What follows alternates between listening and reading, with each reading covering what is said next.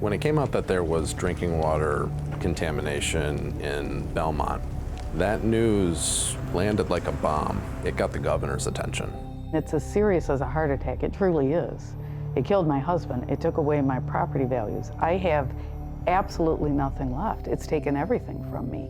They just look you in the face and they say, well, it's a risk. Oh, you can't for sure say that these things give you health problems. And I can't believe that. I think that the reason that this is happening to us now is because of PFAS.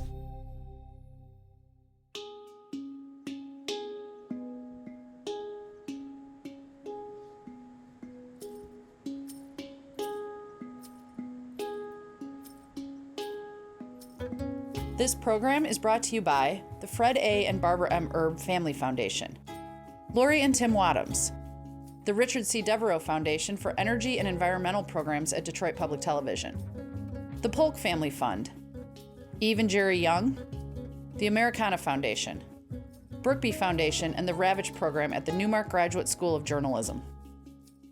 The Consumers Energy Foundation is committed to serving Michigan, from preserving our state's natural resources and sustaining our future, to continuing business growth, academic achievement, and community involvement. Learn more at consumersenergy.com/foundation. And viewers like you, thank you. The Teflon that makes your pans non-stick, the Gore-Tex that makes your jacket waterproof but breathable, and the Scotch Guard that keeps your upholstery stain-free. All have one thing in common. They were all created using PFAS, a family of chemicals that's been widely used for decades. Garrett Ellison, a reporter for MLive Media Group, has been reporting on PFAS contamination in Rockford, Michigan, stemming from Scotch Guard use by shoemaker Wolverine Worldwide. So we're headed to the Wolverine Tannery right now. The tannery is where the PFAS issue in the Rockford Belmont area really started. In 1958, Wolverine began buying 3M Scotch Guard and applying it to its shoe leather for the Hush Puppies brand shoe. Introduce your family to the new soft shoe, comfortable Hush Puppies by Wolverine. Hush Puppies were a huge success. By 1963, 1 in 10 American adults owned a pair. Sales eventually expanded to over 100 countries. Now I wear Hush Puppies. Wolverine became a global company, and its heart was a tannery in downtown Rockford, Michigan, on the banks of the Rogue River. Today, a walking trail runs between the tannery site and the river. So you can see the Rogue River is, right alongside the trail. It's a pretty nice walk through this trail, actually. It gets a lot of use. Wolverine operated here from 1908 till about 2009, when they closed the tannery and laid off the workforce. They demolished it a couple years later. There's still a great deal of debris from when the tannery was operational. If you just step off the trail, in many places along here, there's just piles of leather scrap and rubber scrap. In the summer of 2017, MLive published Ellison's photos of the discarded leather and rubber on the riverbank.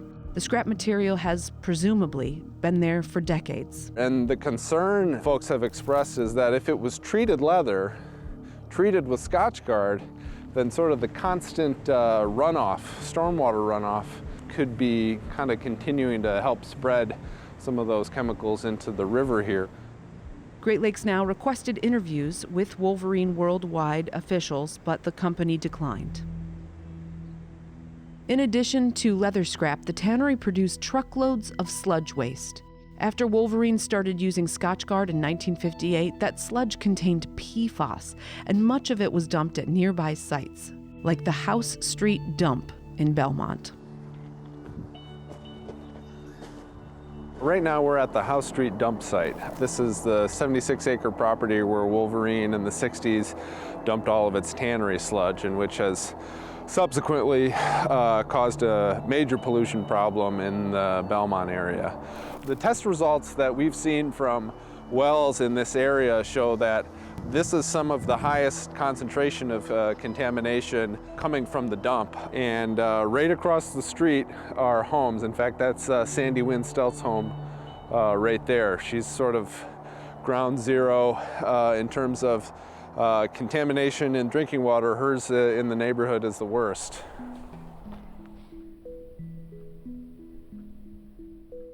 Sandy Wynn Stelt and her husband Joel bought their secluded home on House Street in 1992. They'd been married about a year.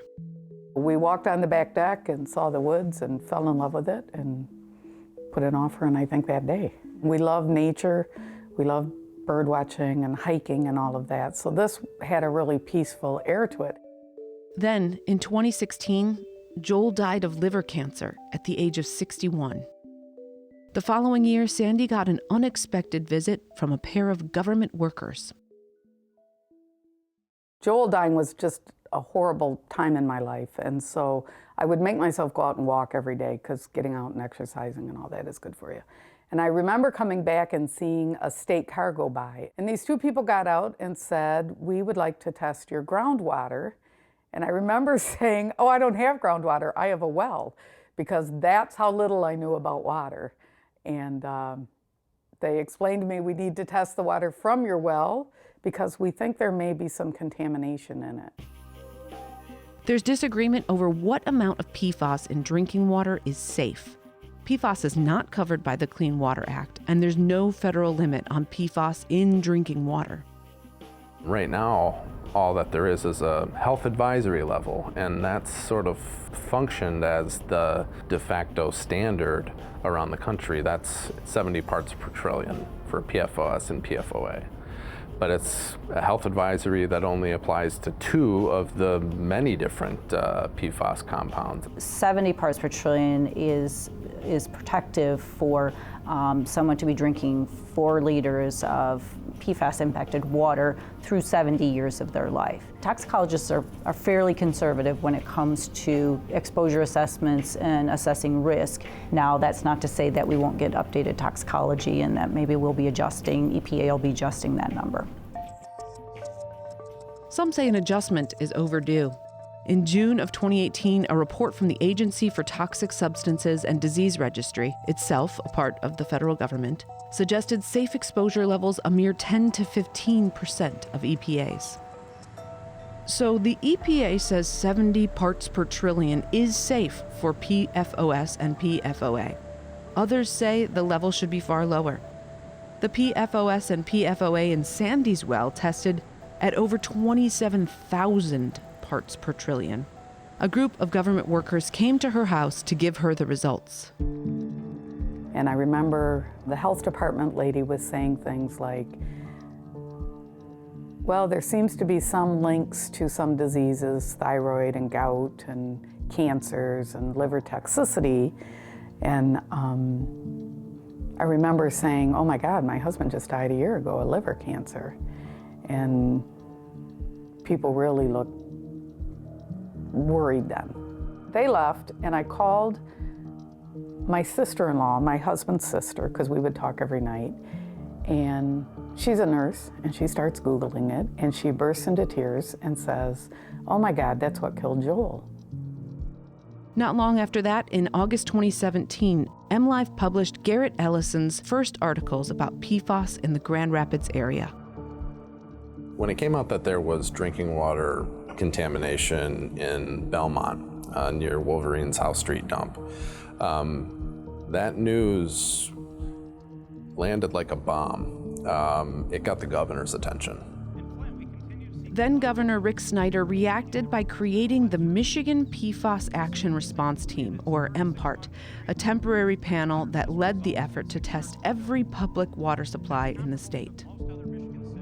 There's dozens of municipal systems that have it in the state. About 1.4 million people are exposed to it in their drinking water through municipal supply in Michigan at some level. But none of the municipal systems have PFAS levels like Sandy Wynn Steltz's private well. She and many of her neighbors eventually hired the Grand Rapids law firm, Varnum Law, to sue Wolverine. PFAS is what's classified as an emerging contaminant. There is a mountain of research that has been done, and there is a lot more that is being done every day. There are new studies coming out all of the time, and none of it is showing that PFAS is great, is safe, you should drink it. And what you have in Sandy's situation is you have very high concentrations of PFAS in her water for a very long time, and they used their water for drinking. Hiking at Lake of the Clouds. Sandy keeps wondering if the contaminated water from her well contributed to her husband's death. I think that's the worst, is that you sit and wonder, and you play back every time you said, stop drinking so much pop. You should drink water, it's better for you.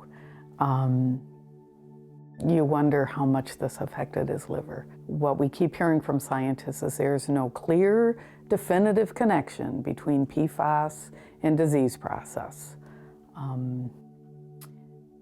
But it just makes you wonder. The effects of PFAS on human health are just beginning to be understood. Those who have been exposed are frustrated by the uncertainty, and what we do know isn't encouraging.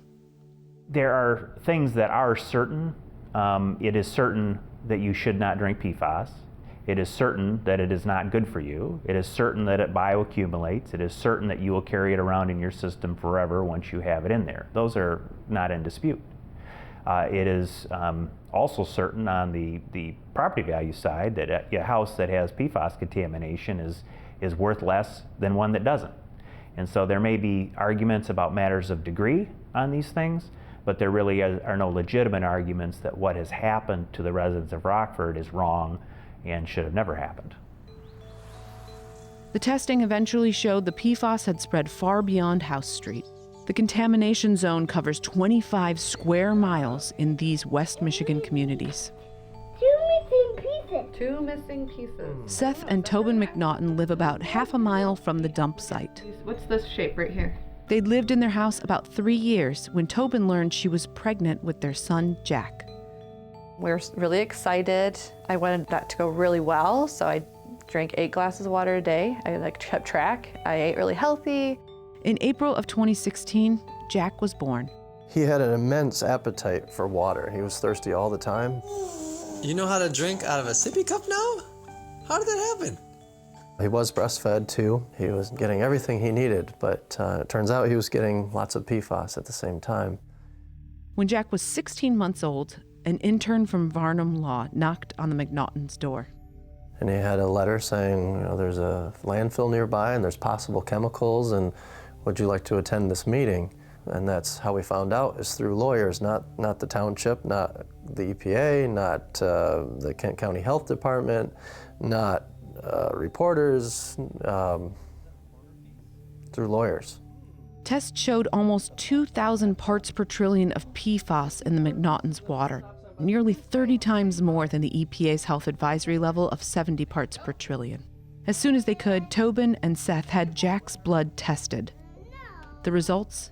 484,000 parts per trillion, more than 100 times the national average. He's the highest level of PFAS that we know right now of any child in the United States. He gets sick more often, and his vaccinations haven't worked. What we know, and this is true across the board, whether it's mercury or lead or some other contaminant, is that children are the most susceptible because of their developing systems. And so that's also true in PFAS. One of the worst fears I have is that he's going to have a shorter life due to some kind of cancer or illness that could be produced from the PFAS. Seth himself has a stubbornly high cholesterol level, which could be an effect of the PFAS, but Tobin's tests have come back okay. She and Seth are trying to have another child, but it hasn't been easy. I was pregnant in June, and then I lost the baby at 10 weeks, and that was very devastating. We didn't know why it happened. There's a lot of people that go through that, and there's could be various reasons, but of course one of the things I go to is is it the PFAS? And then we have another child on the way, and I'm just hopeful that everything goes really well. We don't know what's going to happen.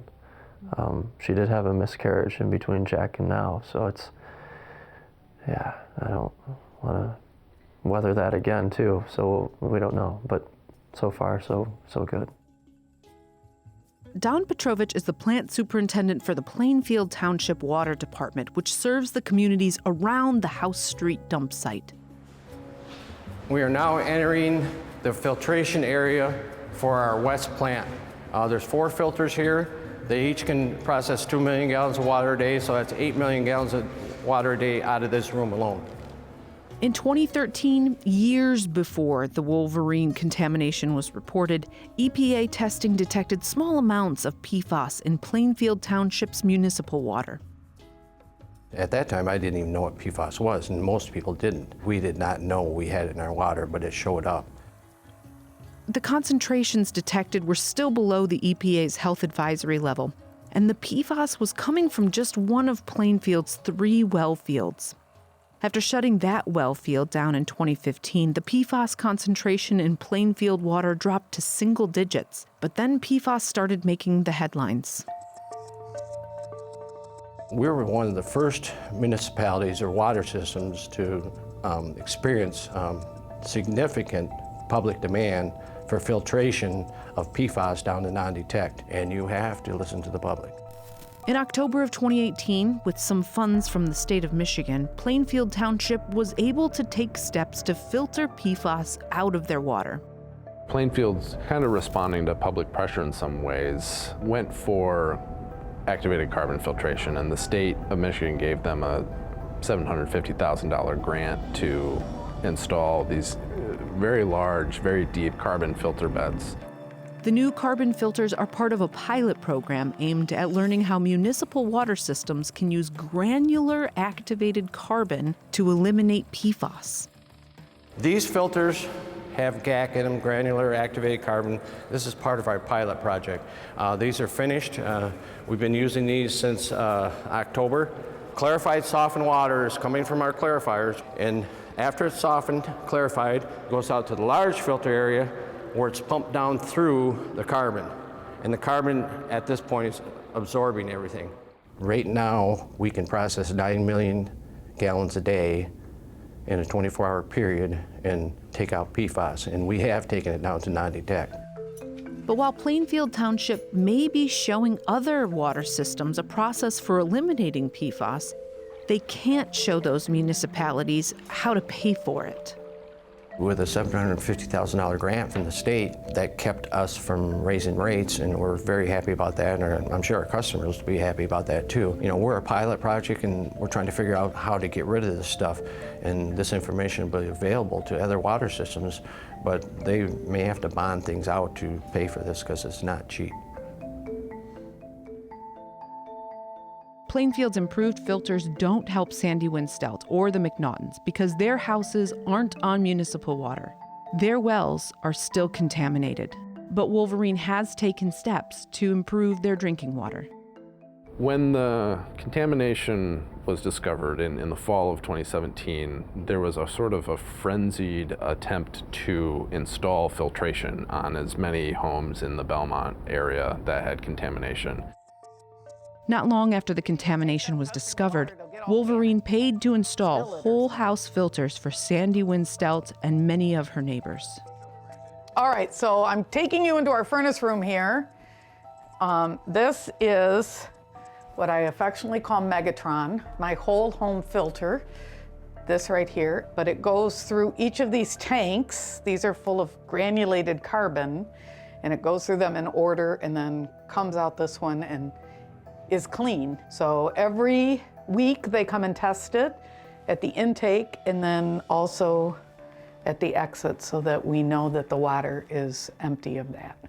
As far as we can tell, the whole house filters seem to be working very well. We are still getting, for those houses that have very high concentrations, they're still doing weekly sampling. For those moderate concentrations, they're still doing monthly sampling. And so we know from those monitoring events and that constant observation that the whole house filters are working to remove the PFAS. I think whole house filters, we've never viewed at DEQ as a long-term solution. The only long-term solution is getting municipal water to homes with contaminated wells. Something Plainfield Township has already planned for, but can't easily afford. We've spent $500,000 in engineering and surveying to bring municipal water to these houses, but we need $30 million, and we don't have $30 million.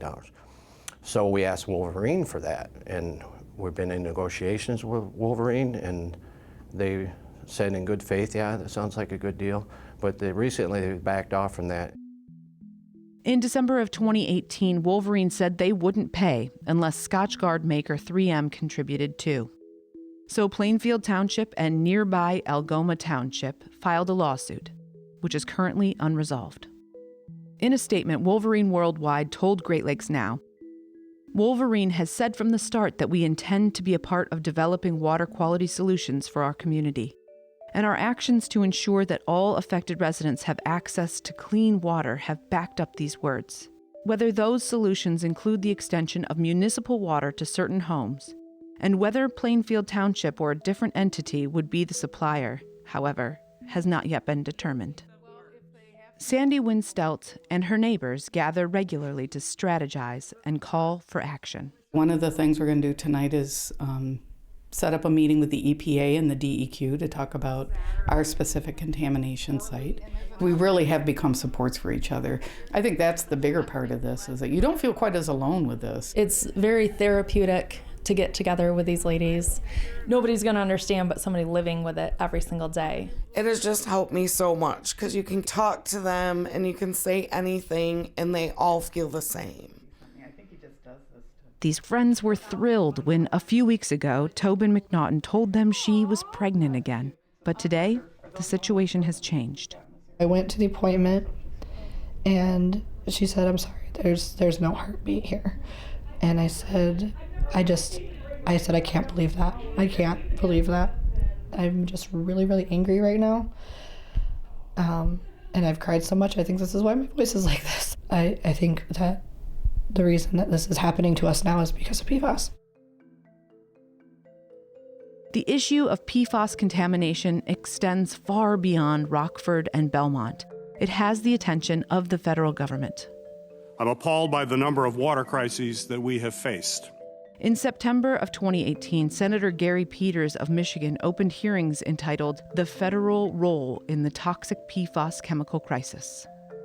Tobin McNaughton is also here. Her 2-year-old son, Jack, this beautiful young boy, has what may be the highest documented PFAS levels known for children at 484,000 parts per trillion. He's just 2 years old. One of the senator's goals?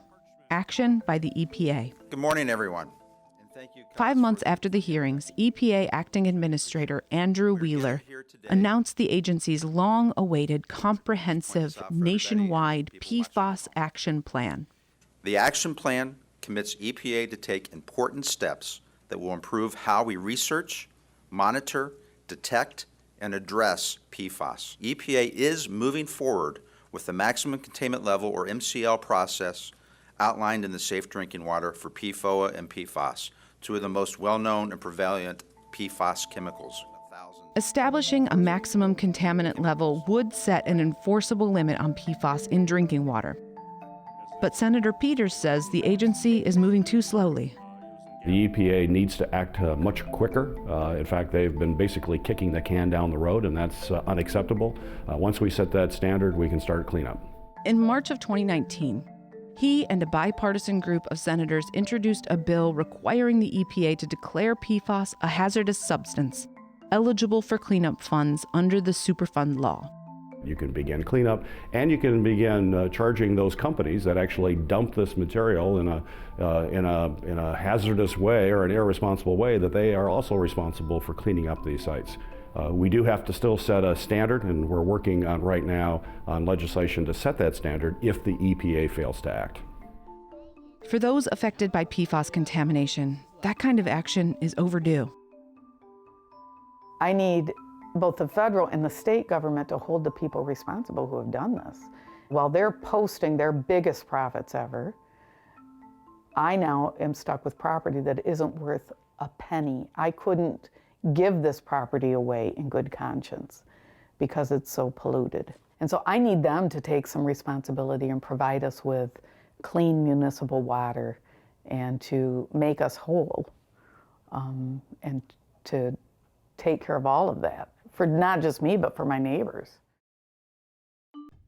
Great Lakes Now asked Wolverine Worldwide for an interview.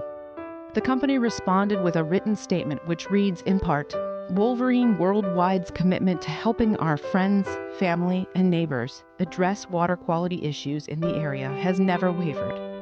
From the start, we've taken proactive, aggressive actions to ensure all affected residents have access to safe drinking water. For more, and for the full text of Wolverine Worldwide's statement, visit greatlakesnow.org/foreverchemicals.